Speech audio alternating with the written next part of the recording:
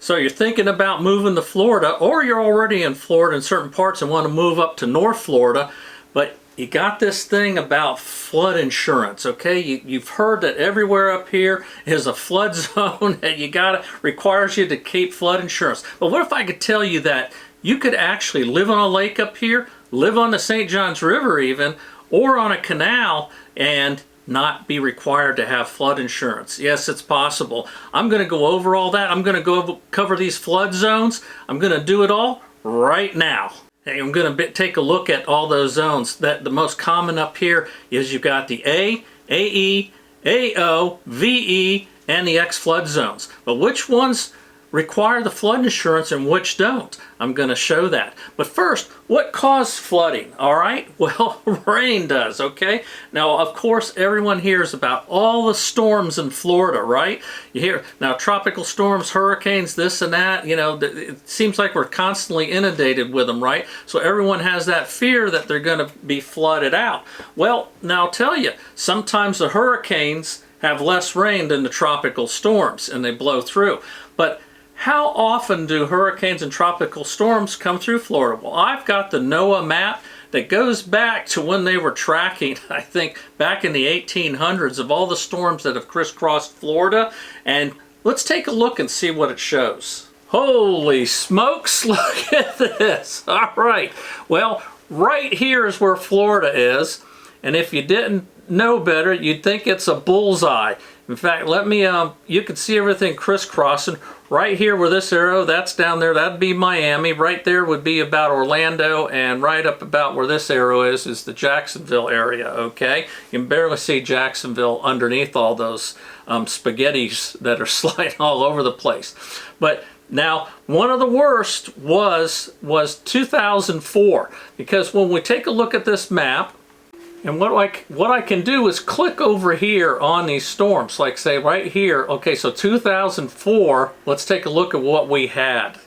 All right, right there was Bonnie, okay, came across this part of the state.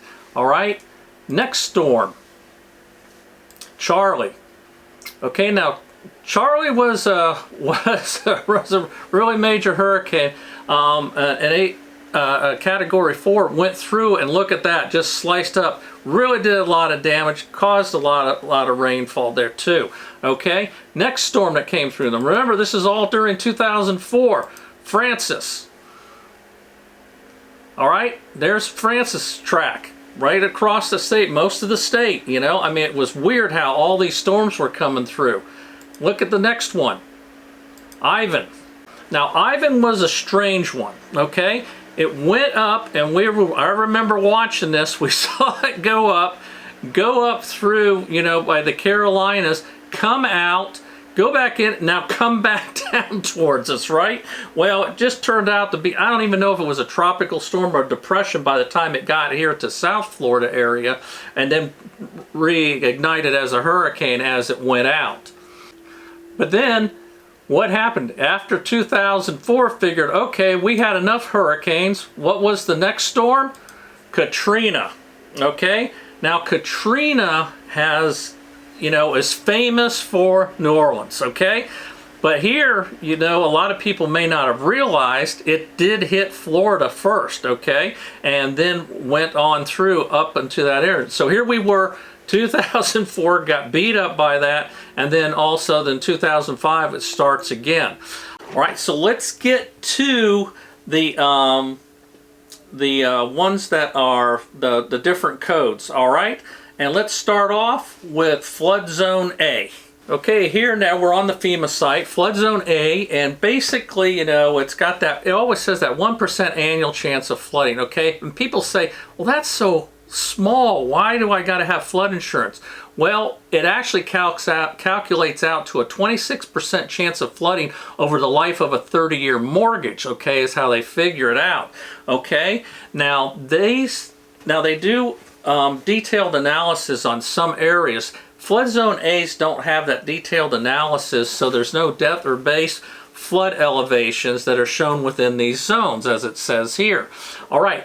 That brings us to flood zone AE. Okay, flood zone AE is the same, except that they have base flood elevations are provided so that they have that information, and that's all used for your insurance purposes, basically. Now, there is, when you do get, when you get a survey and you're in an area like this, you know, around waters, you will get an elevation certificate, okay? Now these elevation certificates, and the insurance companies will require this in some cases, and this here actually can help you in lowering your flood insurance amount based on what that information is provided on that certificate.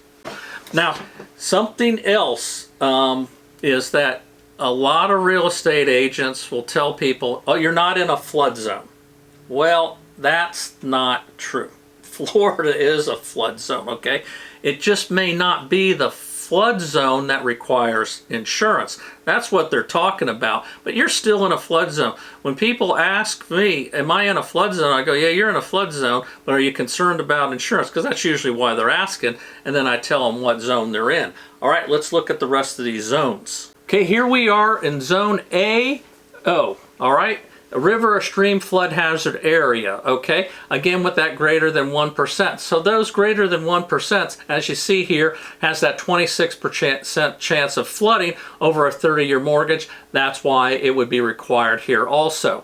All right, the next one we're going to look at is VE. Okay, here the VE is the coastal areas, okay, with the same 1% and then also that 26% over the life of mortgage. So if you're in a VE, then you are going to need, you know, to carry flood insurance, you know, if you've got a loan. Now, some people are under the impression that, okay, if you're in these areas, everyone's required to carry flood insurance. No, you're not, okay? It's the lender that puts that on you. A lot of these FHA and VAs, oh, for sure. And I don't know of any conventional loan that doesn't require it either that I've come up against, all right? But if you pay cash or you've paid off the mortgage and own it outright, you're not required to have flood insurance. Is it a good idea to have it? Depends on where you're at and depends on how they figured the zone. I live on waterfront, but I don't have to have flood insurance where I'm at. And believe me, where I'm at, if my house floods, the whole state of Florida is underwater, even though I'm on waterfront property because I'm elevated a little bit. Okay, so that leaves us to one more zone, and that's Zone X. Okay, here we are. Zone X is outside of the 500-year flood area. So as you can see, that is the one that does not require it, okay? And so when people are saying they're not in a flood zone, they mean they're in Zone X, or it could be a C. I see the X's up here. I don't even recall seeing the C, but they might be. So, but if you're in a flood zone X, that's where you want to be, okay? So next I'm going to do is our MLS system. A nice thing about it is when I go to the map view of something, I'm looking at a map of where the property is or all that. As you zoom in, it'll show the property lines kind of like where the house is kind of at. You know, they basically get this off the property appraiser site, these GIS maps. But I can map over, I can put an overlay of the flood zones, okay, so that we can see. And what I want to do is show you, because there's a lot of people that, you know, come to this area, because believe me, I mean, there's a lot of people talking about, okay, the price of homes here, everything's ridiculous and all this and that, but compared to other areas, to get waterfront is actually better up here in Northeast Florida than other places. You know, I help a lot of people with this. You know, people call me all the time, you know, that are moving to Florida, you know, from out of state, that, you know, see these YouTube videos, or relocating from places like South Florida where it's really expensive and waterfront is really through the roof down there. But you have more lakes up here and the rivers and canals here, and I'm going to show you that in my MLS. So if you wanted to be, you know, on a lake, you know, where you've got a nice lake where you can take a boat out and go, you know, either tubing or water skiing or just enjoy the lake, I'm going to show you where you don't have flood insurance on some of these lakes.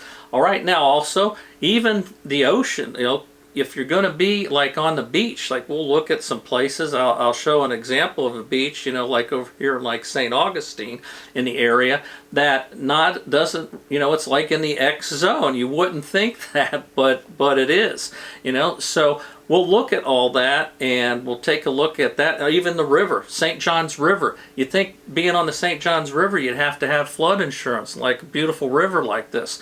No, not all of it is. You know, there's some areas. So let's go now into the back end of my MLS and look at those maps. All right, here I am in the back end of my MLS. And for some of you that watch my regular show on Fridays, this probably sounds familiar, me saying that. But this is different tonight, okay? We're not looking at homes, we're looking at flood zones. All right. What I do, this is the area, and we look at the Jacksonville metro area, go all the way down here to Palm Coast. You see Palatka, Middleburg, all that area, all the way up Fernandina Beach areas. So I go over and I hit for flood zones.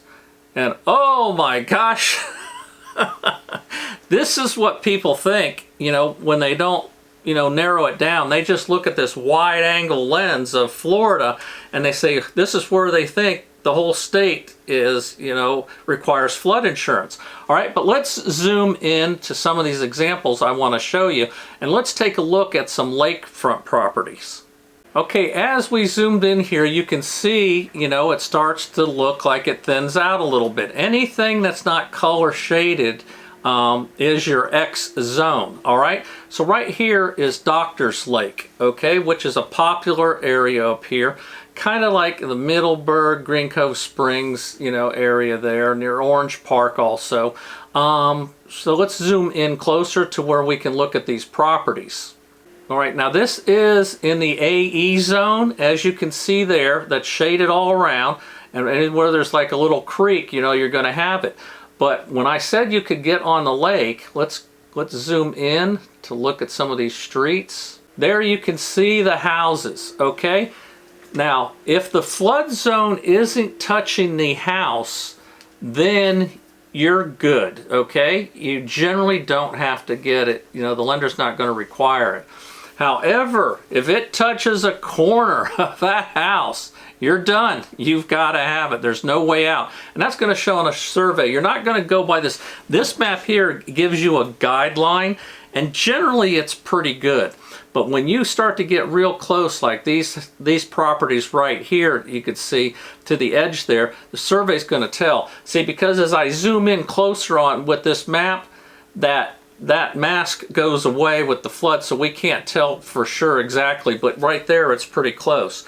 So this here is an example of being on a lake, and you can have lakefront property, you know, to where you can enjoy it and not have to have the flood insurance. All right, let's look at the next one. Let's look at the river. Right over here you see is the St. John's River. All right, there's a lot right here. See it right here. Nothing, they're off by the river. Let's zoom in a little bit more. And again, this is an AE zone. There we go.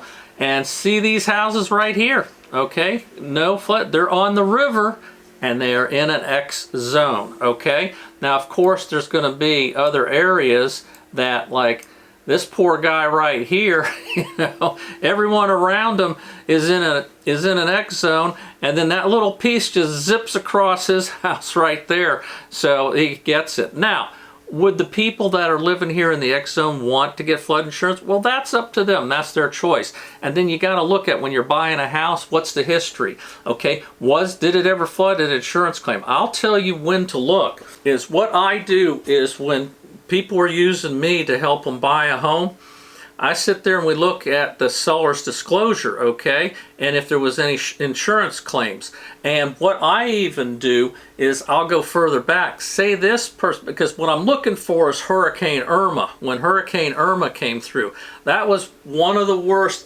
That's the one when, I mean, water was everywhere in the state, and because it just took forever to come up the state and dumped a ton of water, okay?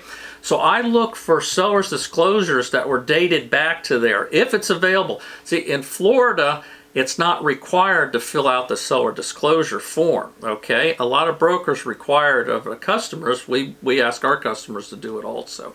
But legally, it's not required. But I dig back if I can find it. So even if the person you're buying it from doesn't have it on their seller's disclosure because they didn't live in the house during Irma, I look back and see if it's available anywhere else to see if there was that claim on it, okay? Also, you can probably get with the insurance companies before because they've got a database where they all keep track of the claims, and you can go through an insurance agent, I'm sure, to find that out. But in the preliminary house finding mode, when I'm showing people homes, I try to find out as much of this information as I can. The big thing there is if it didn't flood during Irma, it's probably not gonna flood, okay? But, you know, I mean, don't just use what I say like that to make your decision.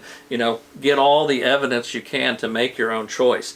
All right, let's look at some more of the maps. Okay, as you can see here, we narrowed in over here near the St. Augustine Beach area, okay?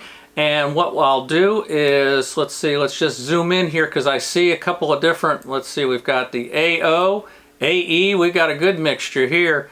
AO, AE, and then VE down here, okay? So, but look at this, right here's the ocean, here's where you're at, and look at this, let's see if it'll let me, how far I can zoom there, but look at all these homes, all this here, okay? There's A1A, okay?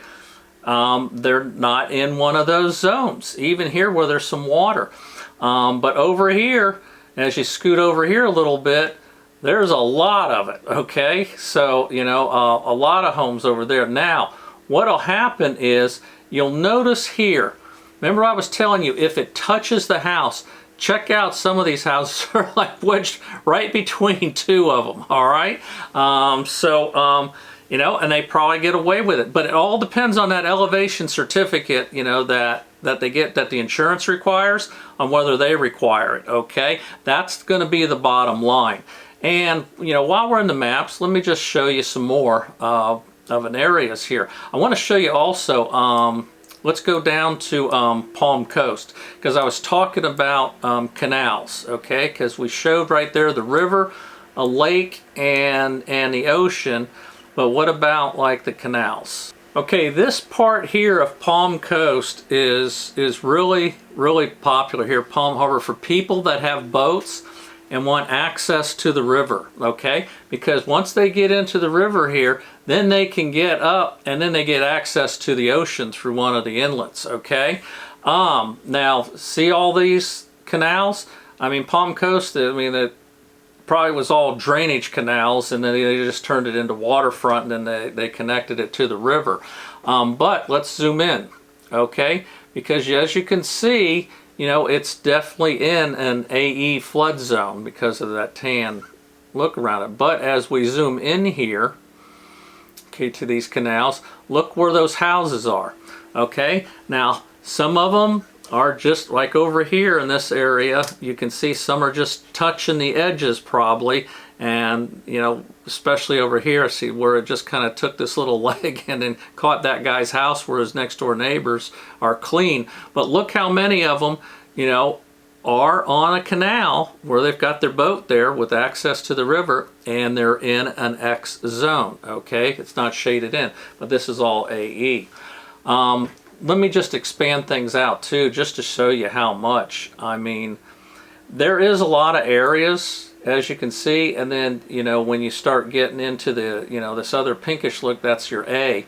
But most of Palm Coast is dry, where you can see where all the development areas of the homes. Now let me take you up a little, back up to the Jacksonville area again. And there we are, like around the St. Johns River and all that. And you can see right here, as you zoom in, there's so much area that's in the X zone, okay?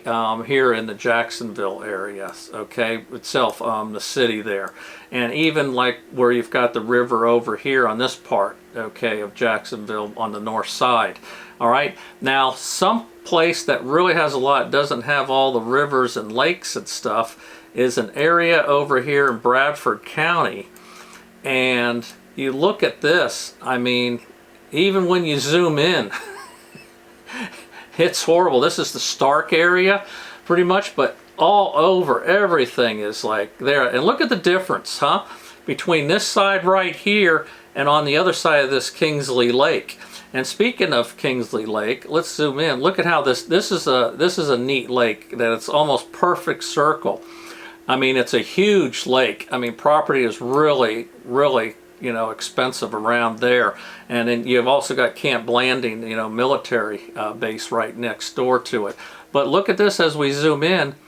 I mean, that flood zone doesn't come far from the water's edge. So all these people, you know, with these homes over here, as you can see, a lot of them, you know, don't have it unless somebody's got something that's dipped down by the lake. And some of these things are usually like, you know, boat houses and things like that when they're that close to the water, because most of the houses are all up here.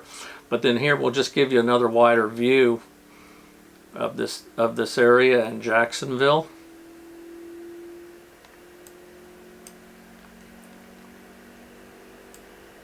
And you can see again how thinned out it is.